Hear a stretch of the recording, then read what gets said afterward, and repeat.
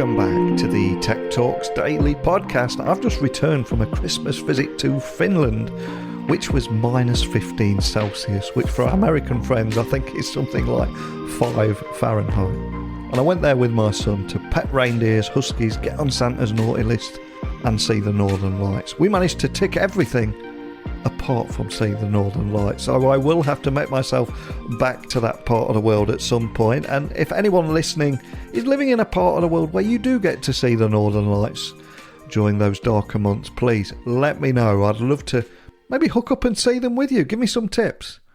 But this is a tech podcast, not Neil's travel blog. So I want to talk about encryption today. And after learning how Vaultree is the world's first fully functional data in use encryption solution that solves the industry's fundamental security issue, persistent data encryption, they felt like the perfect people to sit down with and have a conversation with. So today I want to learn more about Vaultree and their big goal to bring cybersecurity closer to the public and accessible to everyone. And we're going to discuss the biggest breaches in healthcare, government, defence and consumer industries, and how new encryption standards can protect data from the next breach, and how encryption can help restore cloud integrity. But before we start today's interview, I just wanted to give a quick mention to our sponsors, because this month the podcast is brought to you by Flipper, which is the #1 marketplace to buy and sell online businesses and startups. So, do you run your own online business? And have you ever considered selling your website, your store, your tech, or your app? Because with world-class combined matching technology, dedicated brokers and end-to-end services, all at the most efficient price, Flipper is making it simple to sell your online business. So to get a free valuation, visit my friends at flipper.com/techtalks, where each month thousands of online business owners exit with Flipper. Again, visit flipper.com/techtalks. We got so much to get through today, so buckle up and hold on tight, because no matter where you're listening in the world, I'm going to beam your ears all the way to the US to sit down with today's guest and talk about all this and much more. So a massive warm welcome to the show. Can you tell the listeners a little about who you are and what you do? Yeah, sure. So my name is Ryan Lasmaili, and originally I was born in Germany. I have quite a diverse background. I've lived in a lot of countries all over Africa and Europe. And at the age of 15, I moved to Ireland. So my parents are mixed. I have actually 4 passports. I'm not going to reveal the nationalities in case one of them takes them away. Yeah, but all European. And so my background really is in financial maths, statistics, and probabilities. And I actually started off my career in the financial sector. And I actually started in audit. I admire every auditor, but I certainly won't be going back into audit. And from there, on the side, I've been involved with tech over the last 12 years. So since in college, all the way to now. Wow, there's a lot to unpack there. So financial maths, statistics, probabilities, technology. I'm curious, if I was to take you way back to those school days, how did both of those worlds collide for you? I think so in college, I first of all had always an entrepreneurial spirit. So I was always looking at, solving a problem, creating a solution and bringing it out. And I was always surrounded by individuals that all also had that spirit and mindset. So I think, was involved with Invest Northern Ireland, that is, or looking at an entity, a government entity in Northern Ireland to invest in startups as such. And I was working actually in college, and it started actually there. The first startup I worked on was an educational platform. So where you don't go around and you buy all the books anymore, but you have one platform and you just get your reading list, it's uploaded, and you go straight to the chapters that you are looking for, and you can then work on projects and with other team members, and everyone joins a group on that platform. Now, it didn't go anywhere, right? So that was my first failure, and many learnings from that, but that's how I really got involved in college. And maths, financial maths, I think. So first of all, when we're talking about financial maths, it's also about solving problems and how you think into, let's say, predicting future events, how they have an impact on socioeconomic, micro and macroeconomic factors, and so on. So that problem solving and how you solve these problems has helped me along the way. And I was always really interested in, if I do this, X, what kind of an impact does it have on Y? And that was the most fascinating topic for me because I didn't want to study just maths. I wanted to actually get into something where I can actually apply it to a real world scenario. And that is economies, factors, our lives, and understanding how does that impact if I have a certain event and what happens next, basically, on stock markets that will then impact you. And of course, it was that path that would lead you to Vaultree. And I appreciate there's going to be a lot of people listening that are hearing about Vaultree for the very first time. So can you just tell or maybe just set the scene and tell the listeners a little about the company and the problems that it's set out to solve with technology? Yeah, sure. I mean, one of the biggest problems, and this probably has been and is the biggest undertaking that I've taken so far with the other co-founders as well. And that problem is data privacy. And we looked at it from a human right perspective, right? So back in the days, if you had, let's say, someone wanted to access and gain, have a look at your documents, get into your house, they had to have a warrant first, right? Knock on your door, and here we go, there's a warrant. Now today, everyone can access everyone's most sensitive data anywhere. And there's a human right element to the data privacy that we have individually, every single one of us, from individuals to small businesses to large enterprises. And that, frankly, does not exist anymore. That human right element does not exist anymore. So, and technically, we have realized, yes, we have breaches and we have problems every single day. It's like the breach data leak of the week, right? Or of the day. But fundamentally, the problem is with data in plain text. And when we're working with sensitive data, it should never be in plain text, so in visible form. So, and that is a problem we solved. Fundamentally, going to the problem, we were not interested in a workaround solution, building something that just is going to be good enough to get some VC funding and go out and create a business and sell it. No, we were interested just in the problem, and it's scientific. So it's a mathematical challenge and an engineering challenge, and solving it at source. And I can tell you, we did upset quite a lot of academics, all the way to what was perceived to date, what the norms are in the space.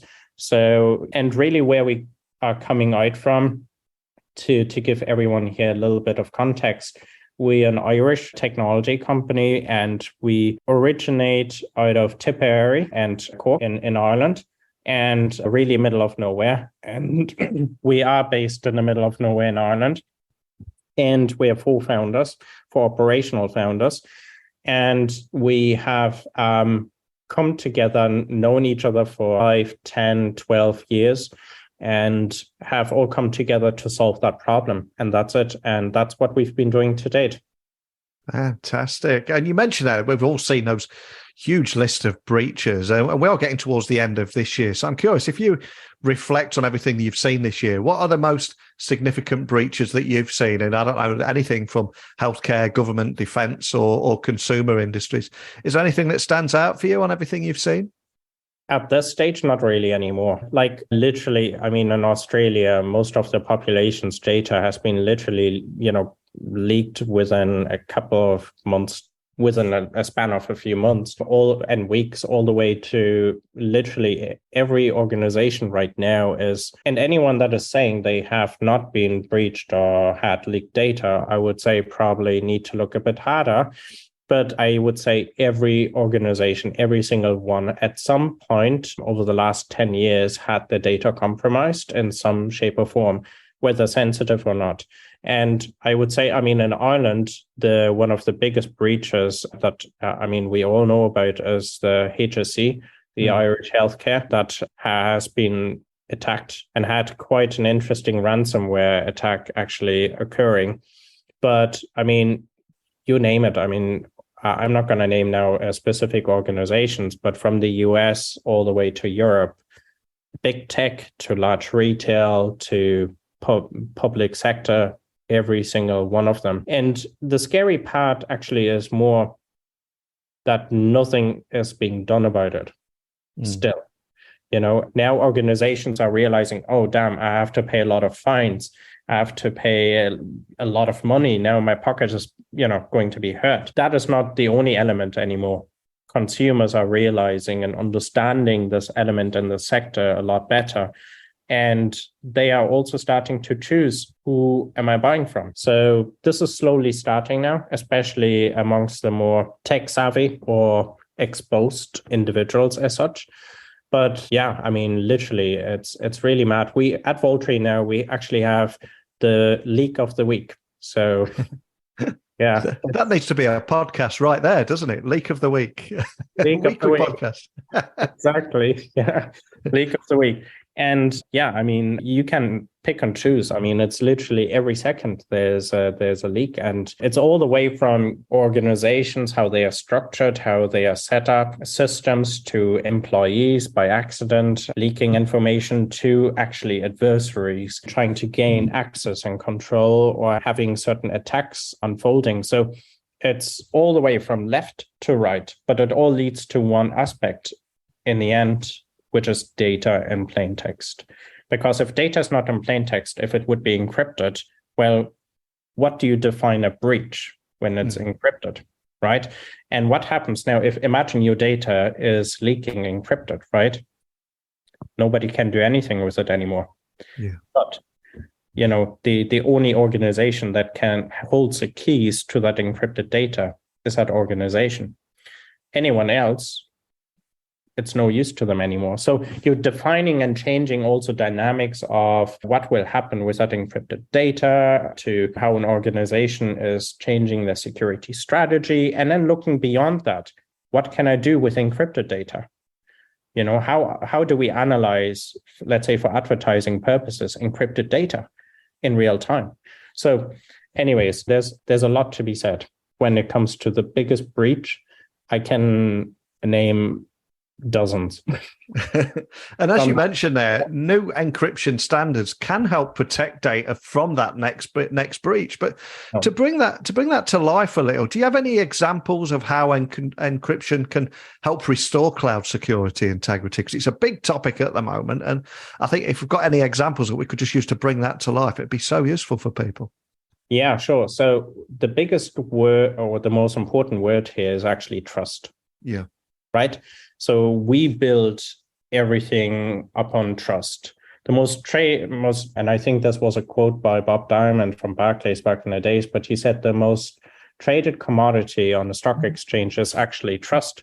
So from that standpoint, it's not only a stock market, it's everywhere all the time. And the thing is, when we're talking about trust is a fundamental aspect that we should have embedded anywhere. And part of trust is encryption. If we don't, so first of all, if we want to have an impact on exactly everyone's life in a positive manner, and we want to protect everyone, we want to maintain trust, we want to grow that trust, the best way to do that is via encryption.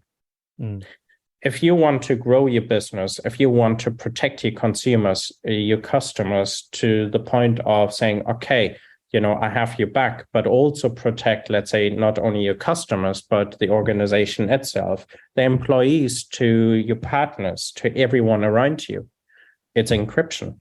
And trust is combined and linked to all of it. Now, from an encryption standpoint, and this has not been possible to date, right, is working, querying, and computing over encrypted data. The biggest challenge to date with that has been performance and security, all the way to storage overhead, implementation, and so on. Now, as an organization, right, you are going to be picking, let's say, performance, security. Which one are you going to pick? performance, right? So, but once you pick performance, you're also starting to play with fire, which is trust. And if you pick security, well, okay, you're not getting a performance, you can't grow.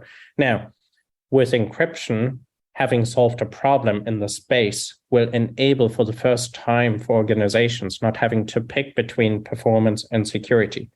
They can just pick, and let's say, in this case, Vaultree solution, right? And they have it all. So from that standpoint, with encryption is vital to every single aspect of our lives. And right now, we have encryption in transit, encryption at rest.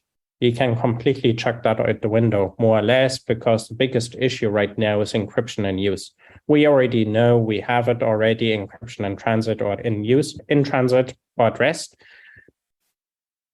Encryption at rest only literally really helps you, in quotation, if you break into a data center and you steal the hardware. That ain't going to happen. We have plenty of security cameras around these days. So the biggest issue that we have is encryption in use does not exist at scale to allow organizations to implement it, to enable. Yeah, it's so good to hear, because I think for well over a decade, I've heard the arguments over performance versus security, and being able to provide absolutely both of those is a fantastic step forward. And I'd love you to tell me a little bit more as well about your big goal to bring cybersecurity closer to the public and accessible to everyone, because again, this space has traditionally been too complex, and a lot of people are tread carefully about it. They're cautious. They don't fully understand it. And I think breaking down those walls and making it easy to understand is so important too, isn't it? Oh, it's tremendously important. I mean, right now, we first of all globally have a shortage of cybersecurity professionals, and bringing this to everyone in a simple manner is extremely vital. That was one of the other challenges actually that we faced. Was we had major breakthroughs on the cryptography side of our venture. But now, how do you take that and implement that in a way that allows for organizations to, one, not have or needing to have any cryptography knowledge, gain the knowledge they already have, not change the environment, keep, let's say, their hardware, their tech stack the way it is, and literally only change one line of code. So you're talking about literally elegant engineering as well as a breakthrough from a cryptography standpoint. And how you bring those together is vital. And that we've been working on for a couple of years. Now, the next phase for us is actually, as an organization, right, you don't need to have any knowledge from a cryptography or, well, actually, frankly, to be speaking, today, most of the fully homomorphic encryption libraries, as such, you need a PhD for them. And even at that, those libraries don't solve a lot of the problems we still have today. So they're extremely complex. And what we have now managed to actually build allows for any organization not having to have any of that knowledge. And they literally just change one line of code. Wow, that's amazing. And obviously, we've talked about the performance versus security debate. We've also talked about the range of attacks. It's almost become a bit of a joke. And as you said, you have the leak of the week. It's become so commonplace. But despite all that, what makes you hopeful about the future of cybersecurity? Definitely. Two, I think there still needs to be a lot of work done in the space. Policies, I think, first of all, governments, policy makers have to realize and understand that the space is moving at light speed and they need to be able to keep up with it. So there still is a lot of work to be done on that side, because still, and we've seen this, organizations do not move in a lot of the cases until they actually have to. And from a cybersecurity perspective, there are a lot of incredible innovations out there. And I mean, I've been talking to a lot of founders that have been and are solving some of the most important problems that we are facing today from a cybersecurity standpoint. So yes, one, they do need a lot of support, which is provided via a lot of VC funding that in other grants and European Union and so on. But I'm seeing some really incredible stuff out there. And I'm very hopeful that a lot of these founders are tackling and will help us into a future with a lot stronger foundations in the cybersecurity realm that we need. And of course, we now find ourselves in December 2022. Is there anything you can share about what your big focus will be at Vaultree next year? Yeah, sure. Bring our technology out to the outside world. We kept a lot of the breakthroughs under wraps. Now we have actually come out of stealth mode with funding last year.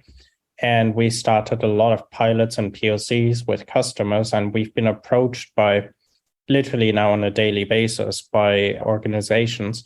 But where our goal is for next year is to actually now bring our GA out and enable organizations to actually implement this in a live production environment. And that is really where it is most important for organizations to be implemented.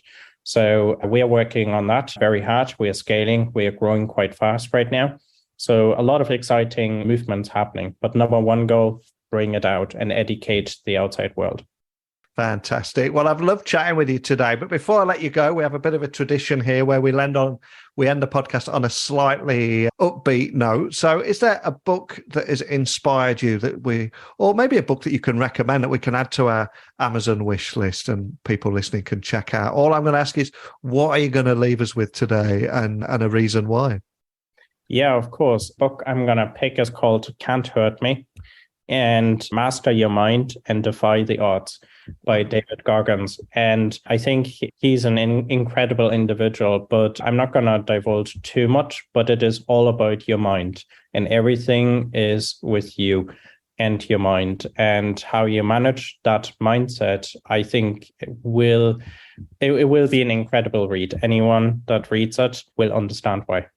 Wow, you've drew me in straight away. I'm going to be checking that out as soon as we finish recording today. But before I let you go, for anyone listening, just want to find out more information about any of the topics we explored today. I'm aware there's that many different domains and URLs nowadays. So what would be the best starting point to find out more about Vaultree and also your team? What's the best starting point? Yeah, sure. Check out our website, and you can actually contact us directly via that, or LinkedIn, any other social media platform. So we are quite easily to be reached and always open to help. Awesome. Is that vaultree.com? Is that right? Yep, that's correct. That's right. And even if you have any questions about encryption in general, we can help too. Well, we've covered so much in a short amount of time today, from bringing cybersecurity closer to the public and making it accessible to everyone. And I always say on this podcast that technology works best when it brings people together. And I think that's exactly what you're doing here. And it's great to hear, even though we're hearing more and more about these leaks of the week, I really do think there's a podcast for me and you in that, but more than anything, about how new encryption standards can protect your data from the next breach. So a big thank you for sharing that with me today and leaving everyone listening with a great book too. Thank you. Thanks. So a big thank you for today's guest for coming on here, sharing his story, and also the great work they're doing with encryption. I think there's a lot of big talking points around encryption. I often get quite triggered when I see governments saying, hey, can we just create a backdoor to encryption? It doesn't quite work like that. But I'd love to hear your stories, insights, experiences, whatever they may be, after listening to today's conversation. Simply email me, techblogwriter@outlook.com, Twitter, Instagram, LinkedIn @NeilCUs. I say this at the end of every episode for a good reason. I enjoy chatting with you all. That is why I record this podcast. And I've also got another great guest lined up tomorrow. We've got a completely different topic and something I'm quite excited about. So remember to tune in. But other than that, just a big thank you for listening as always. And until next time, don't be a stranger.